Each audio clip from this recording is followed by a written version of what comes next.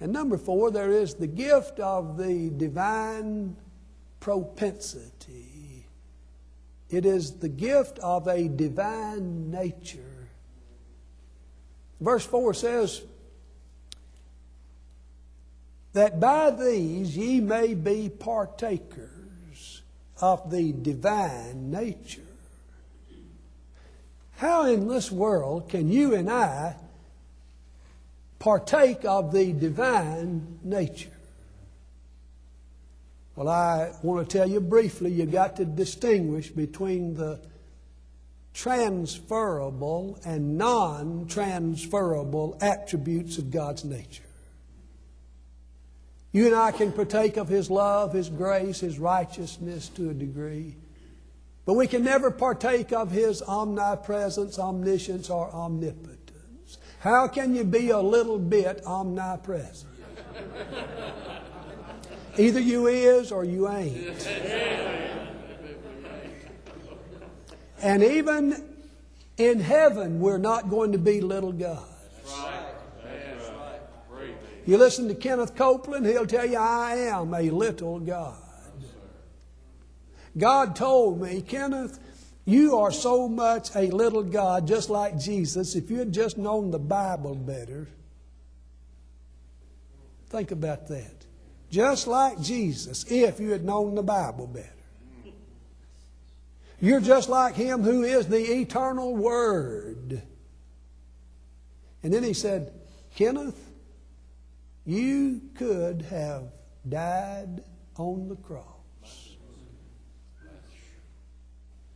And Benny disagreed with him early on, but Paul and Jan had him on the show, and they discussed it, and Paul slapped his knee and pointed his finger into the camera, and he said, that settles it. I don't want to hear any more arguing about it. We are little gods, and they quoted this text for proof.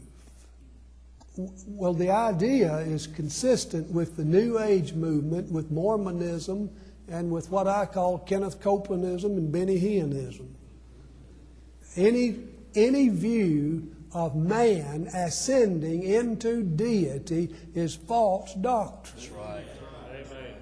Now, 1 John says, brethren, it does not yet appear what we shall be, but this we know, when Christ appeareth, we shall be like Him, for we shall see Him as He is.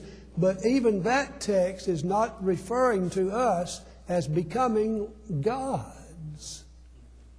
That's talking about our resurrection bodies. And we shall be like Christ in these regards, that we shall never die. We shall be immortal. Having been sown in corruption, we have been raised in incorruption. Being sown a mortal body, we've been raised an immortal. In these regards, we're going to be like Christ in eternity. But we're not going to be gods, even little gods. And they take this idea that since you're son, how can you be sons without being a little God? And they'd use the analogy of an earthly father producing one of his likeness in his children. But, beloved, we're sons by adoption. Amen. God wasn't redeeming little gods that had fallen. He was redeeming sinful men who had fallen. Little devils, as the preacher says.